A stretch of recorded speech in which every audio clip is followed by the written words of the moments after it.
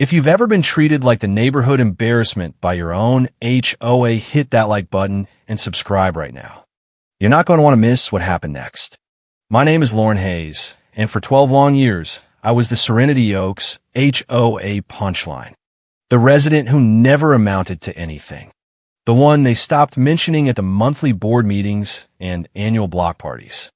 Tonight, standing in the marble lobby of the Grand Serenity Clubhouse wearing a simple black dress while Karen Whitaker and her board glittered in designer outfits, I was about to become something else entirely. But let me back up 6 years because that's when everything changed. Though the HOA wouldn't know it for a long time. I lived in Serenity Oaks, that picture-perfect Florida subdivision where everything looked peaceful from street. Palm trees swaying, lawns like golf courses, kids riding bikes. But underneath, total control, freak territory.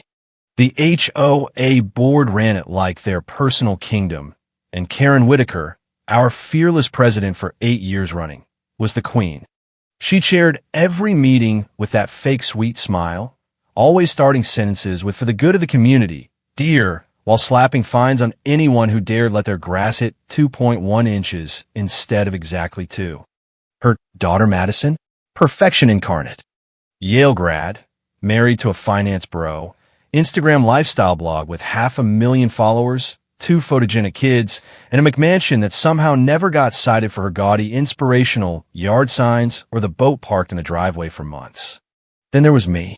Community college hospitality degree, working double shifts at a boutique in downtown.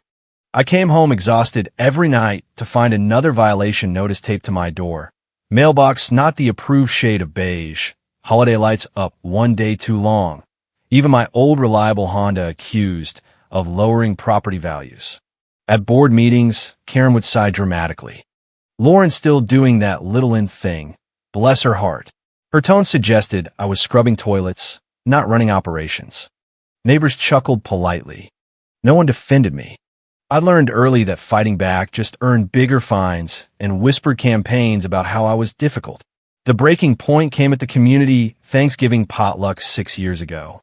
We were all crammed in the old clubhouse, paper plates and plastic forks everywhere.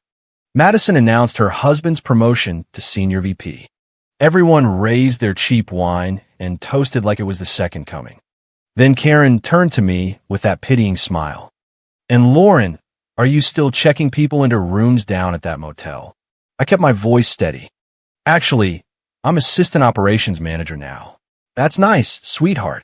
She'd already spun back to Madison, grilling her about investment strategies and vacation plans to the Maldives. Under the table, my hands clenched so hard the plastic fork snapped. But my face, calm as ever. Showing hurt around here just invited more mockery and another $250 fine for emotional disturbance of the peace. Instead, I smiled, finished my wine, and made a decision that would change everything. I was done trying to impress them. I was going to build something so massive they'd never see it coming. 3 weeks after that potluck, I met Richard Chun at an industry conference in Orlando. He owned a small event venue on the edge of town and was hunting for a managing partner, someone with vision, operational grit, and the hunger that comes from years of being stepped on. "Your neighborhood has that fancy HOA, right?" he asked over coffee. "They do. So why aren't you working with them?" I smiled. "Because I want to build something that's mine." We shook hands that afternoon. I poured every dollar I'd scraped together, $14,700, into a 30% stake in what would become the Pinnacle Collection. Richard had the initial capital and big-picture dreams. I brought the work ethic forged in 1,000-night shifts and the quiet rage of being the HOA joke. I told the board I was helping a friend with a small project. Karen nodded without interest and went back to lecturing Madison about her kitchen remodel. Perfect cover. For the next 5 years, I vanished into the work. 18-hour days, 7-day weeks. I learned revenue management, luxury service standards, property acquisition, investor relations, the whole playbook. The first venue turned profitable in 9 months. We acquired a second in Tampa, then Charleston, then Miami. By year 3, the Pinnacle Collection had 12 boutique properties across the Southeast. By year 5, we'd quietly won the contract to manage and upgrade the Grand Serenity Clubhouse, the very heart of Serenity Oaks HOA events. The $340 million flagship project I'd poured 3 years into developing. The building with my name engraved on the hidden cornerstone plaque. The place where my private owner's suite took up the entire top floor. I still showed up to HOA meetings once a month in my Target dresses, saying as little as possible. When Karen asked about work, I shrugged and said fine before changing the subject.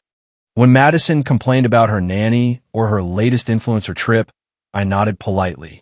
When the board needed a last-minute donation for their silent auction, I quietly arranged a weekend stay at one of our properties, listed as from an anonymous friend in hospitality.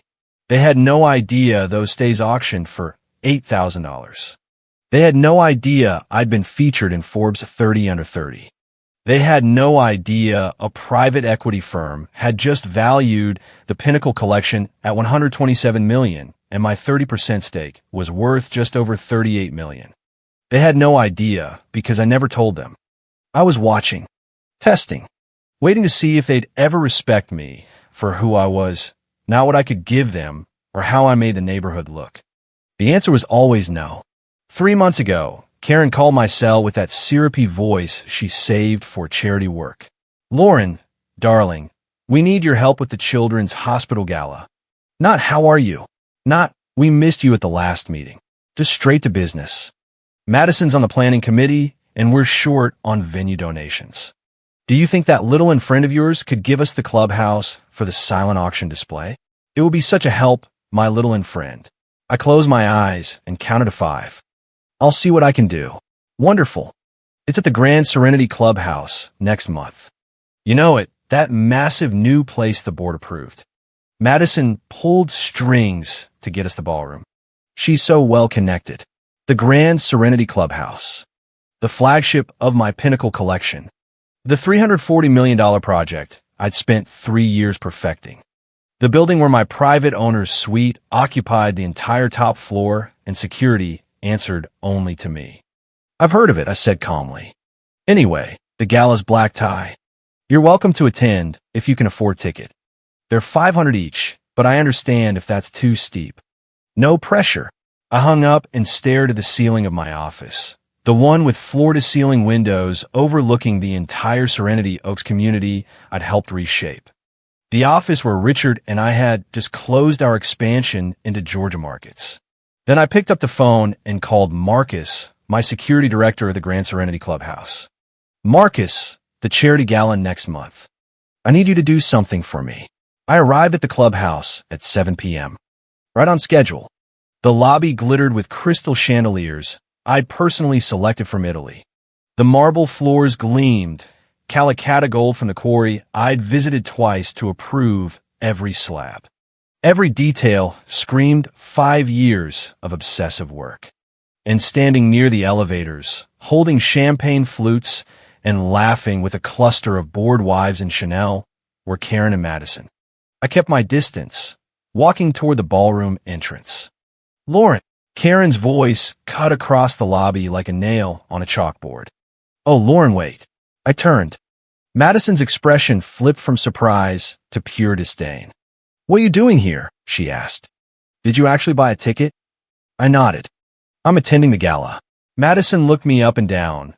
My simple black cocktail dress from Nordstrom Rack, my grandmother's pearl earrings, my practical heels. Her lip curled. "They're going to have photographers, Lauren." "Karen's right, sweetie." Karen touched my arm like I was a child. "Maybe you'd be more comfortable in the lobby bar. We could get you a drink, and you could watch the gala from there. No pressure to mingle with people who might make you uncomfortable." Translation: people who might see me with them and realize the neighborhood had an embarrassment in their midst.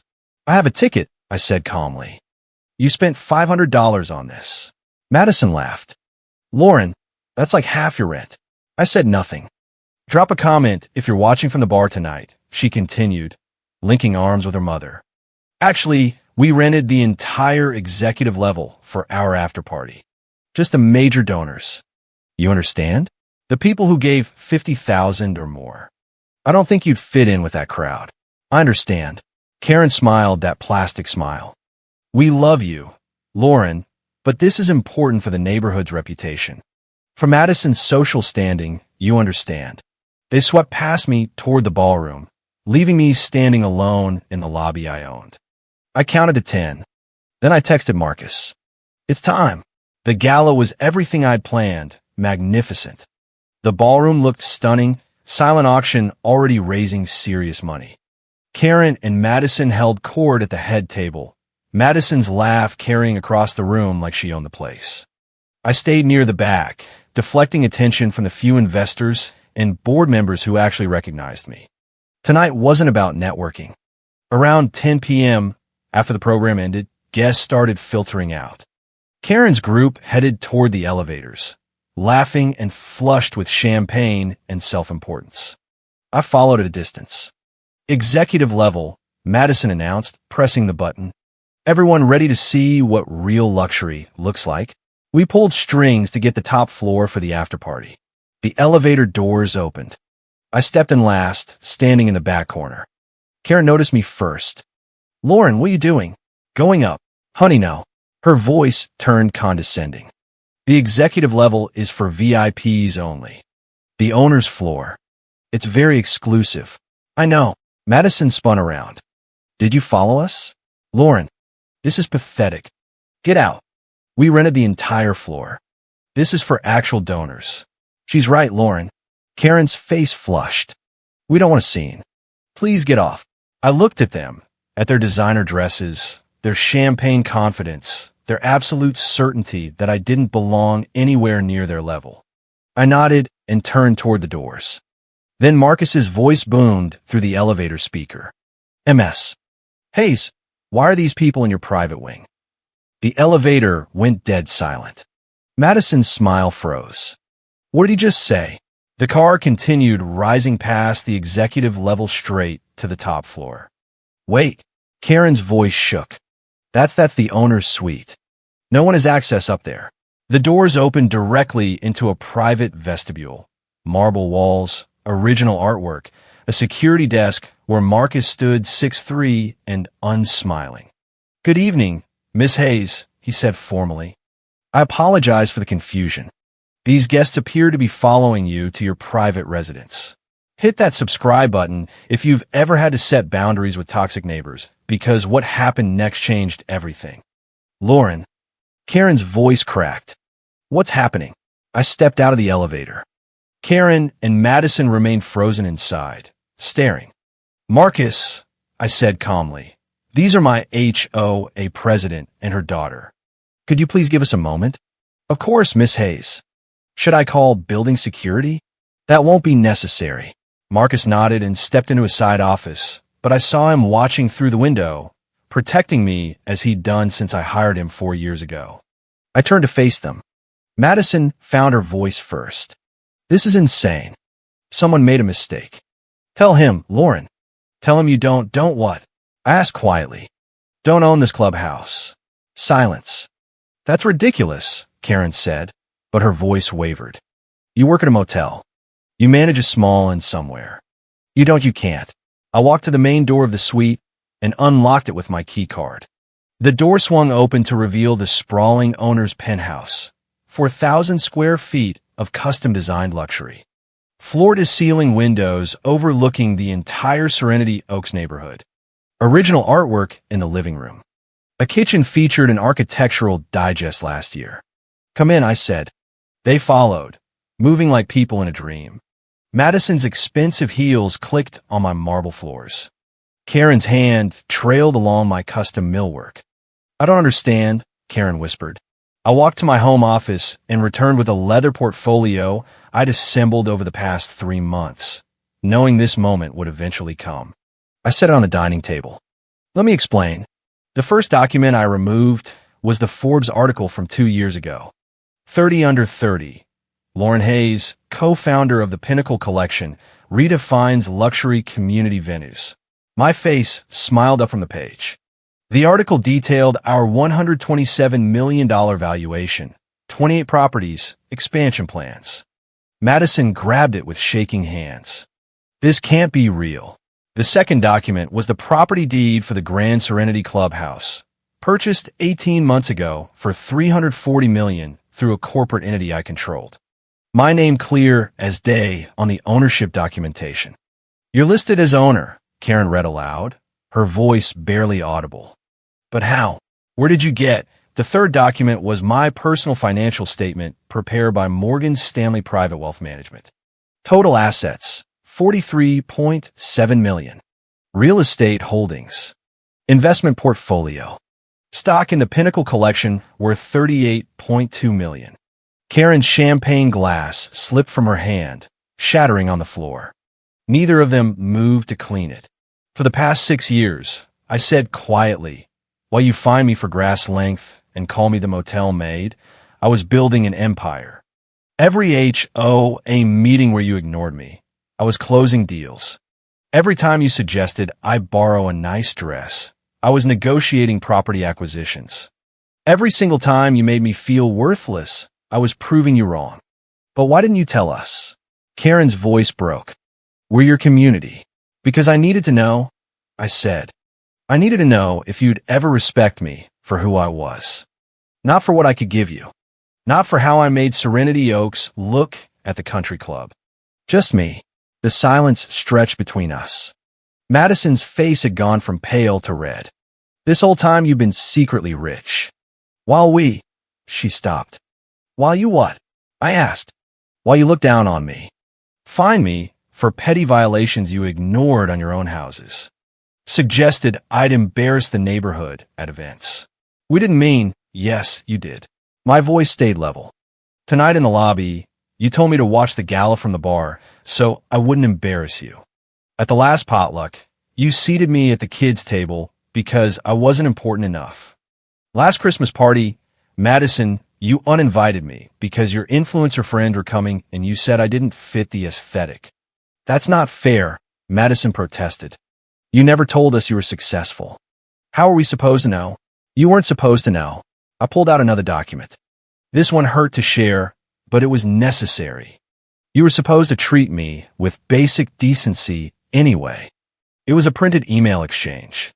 Madison to Karen 3 months ago. Can we not invite Lauren to the gala? She'll show up in something from Target and talk about her motel job. It's embarrassing. People will think we can't afford to help her. Karen's reply, you're right. Let's just tell her she's welcome if she buys a ticket. She can't afford $500. Karen's face crumbled. Lauren, I didn't mean, you did mean it. I gathered the documents. You've always meant it. I was never good enough as I was. I had to be successful in the way you define success. The right job, the right house, the right donations. And when I chose my own path, you treated me like I'd failed the neighborhood. But I wasn't finished. From the portfolio, I pulled out the final documents, the ones that changed everything.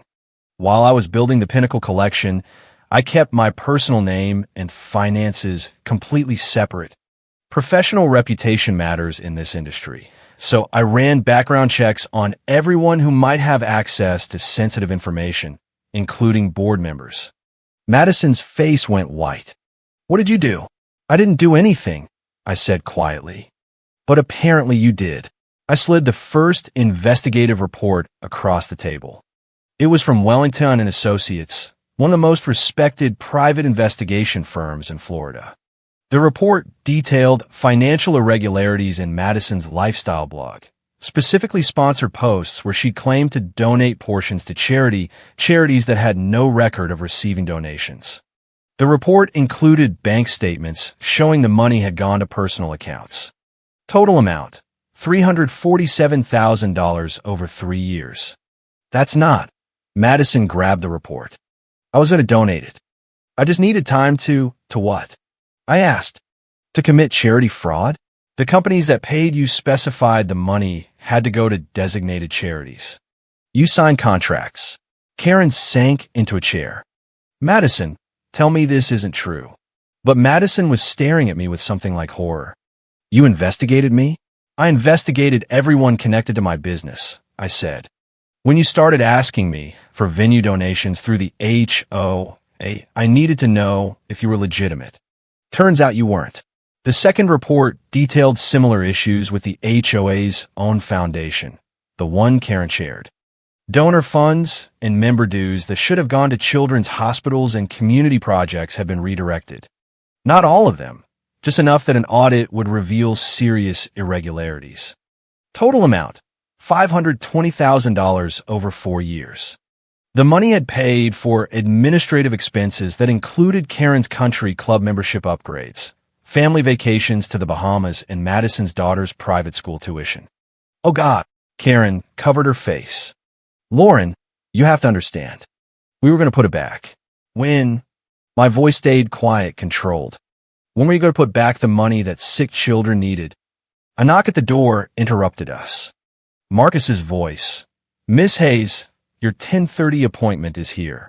I opened the door. 2 people stood there. A woman in a sharp blazer carrying a briefcase and a man in a dark suit with a federal badge. Special Agent Morrison, FBI, the man said. We're here about the financial investigation. Madison stood so fast her chair toppled backward. FBI, last month, I said quietly, I submitted these reports to the appropriate authorities. The FBI handles charity fraud. The IRS handles tax evasion. The State Attorney General handles HOA mismanagement and embezzlement of dues. You reported us? Karen's voice rose to a scream. Your own neighborhood? You're not my neighborhood, I said. The words came out calm. Final. Neighborhood doesn't work like this. Neighborhood doesn't measure worth by perfect lawns and social status. Neighborhood doesn't exclude people from events because they're embarrassing. Real community, the community I chose, supported me when I had nothing, believed in me when I was building from scratch, celebrated my victories, and held me through failures. I gestured around the penthouse. This clubhouse? I built it with Richard Chun, who took a chance on a 23-year-old with $14,000 and a dream. The silent auction tonight raised $2.3 million, and $1.5 million of that came from anonymous donations I arranged through my business network. The Children's Hospital will get every penny they were promised plus more. Special Agent Morrison cleared his throat. MS. Hayes will need to speak with Mrs. Whitaker and MS. Madison Whitaker separately. Of course. I stepped aside. Marcus will show you to conference rooms. As I stood to leave, Madison grabbed my arm. Please, Lauren, please don't do this. We're sorry. We'll fix it. We'll make it right. I looked at her hand on my arm, the same hand that had pushed through every HOA vote against me, that had air-quoted motel job, when describing my work to her followers, that had texted Karen about how embarrassing I was. I gently removed it. You taught me exactly how much I was worth to you, I said quietly. I just raised my price. Now you can't afford me. What does that even mean? Madison's voice cracked. It means I'm done begging for a place in this neighborhood. It means I'm not expecting anything from you anymore. I'm simply declining. Declining your judgment. Declining your rules. Declining your version of community. Karen stood frozen, mascara tracking down her face. So that's it. You're just going to let them arrest us. I'm not letting them do anything, I said. You committed crimes. They're doing their jobs. The only difference is that I stopped protecting you from the consequences of your choices. Agent Morrison gestured toward the elevator. Let's go. As they left, Madison turned back one last time. You planned this. All of it. You wanted revenge. No, I said honestly. I wanted a community that respected me, but you taught me to build my own instead. The elevator doors closed. Within 24 hours, the FBI had frozen Karen's and Madison's accounts pending investigation. The HOA board held an emergency meeting and removed Karen as president. Madison's lifestyle blog sponsors began demanding refunds and contract terminations. Within 48 hours, the story hit the local news. Not through me. I refused all media requests, but through the very social circles the Whitakers had valued so highly. Charity fraud investigations make headlines, especially when they involve the HOA president of a prestigious gated community. Madison's influencer friends abandoned her. Her blog views dropped by 80%. Her husband filed for divorce within a week, citing insurmountable trust issues and criminal liability concerns. The country club suspended Karen's membership pending legal resolution. Their friends stopped returning calls. 1 month later, Karen appeared at the Grand Serenity Clubhouse lobby asking to see me. "Marcus, call my office. Tell her I'm in Europe," I said. I was actually in my office reviewing acquisition proposals for properties in Atlanta and Charleston. And Marcus changed the security protocols. "She's no longer allowed unannounced access." "Understood, Miss Hayes." 3 months later, the federal charges were filed. Karen faced 4 counts of embezzlement and charity fraud. Madison faced 3 counts of wire fraud and 1 count of tax evasion. Karen's husband, who had known about the foundation irregularities, faced 2 counts of conspiracy. Their lawyer approached mine about a plea deal. I wasn't involved in those negotiations. The government handled prosecution, but I was informed of the outcomes. Karen, 2 years supervised probation, $600,000 in restitution, 500 hours community service, permanent ban from serving on any HOA board or charitable foundation. Madison, 18 months in minimum security federal prison, followed by 2 years probation, $400,000 in restitution, permanent ban from government contracting. They lost their McMansion, sold to cover legal fees and restitution. They moved to a modest condo outside the gates. Madison's daughter started at public school. I felt no joy in any of it, just a quiet sense of justice served. I'm sitting in my office at the Grand Serenity Clubhouse reviewing plans for our European expansion. The Pinnacle Collection now has 35 properties across 3 continents. Forbes just named me one of the most influential women in luxury community development. Last month, I keynote a conference on brand building. My chosen community surrounds me. Richard Chun, my business partner and mentor who never doubted me for a second. My leadership team, brilliant professionals who share my vision. My best friend Anna, who documented everything during those dark years and provided testimony when the investigation needed corroboration. My boyfriend James, who works in architecture and designed 3 of our newest properties, who loves me exactly as I am. Last week, the only neighbor who ever truly saw me, old Mr. Thompson for down the street, passed away. At his funeral, Karen and Madison approached me in the parking lot. "Lauren," Karen said quietly, "we need to talk about what? About making things right? About community?" I looked at them, at the people who had raised the rules, dismissed me, excluded me, and ultimately taught me what community should never be. "You're right," I said. "You do need to make things right with the charities you stole from, with the neighbors you hurt, with yourselves." "We've done that," Karen said quickly.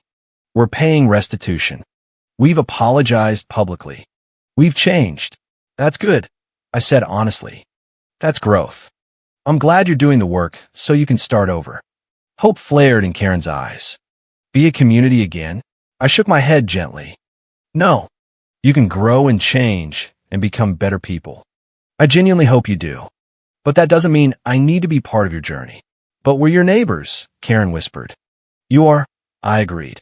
"And I've forgiven you for that reason." But forgiveness doesn't mean reconciliation. It means I'm releasing the pain you caused me. It means I'm choosing peace over perpetual hurt. It means I'm walking away to save myself. "So that's it," Karen's voice hardened. "You're just going to abandon the neighborhood." "No," I said quietly. "I'm going to choose me, the way you never did." I walked away, back to my car, back to my life, back to the community I'd built from people who earned their place through love and respect.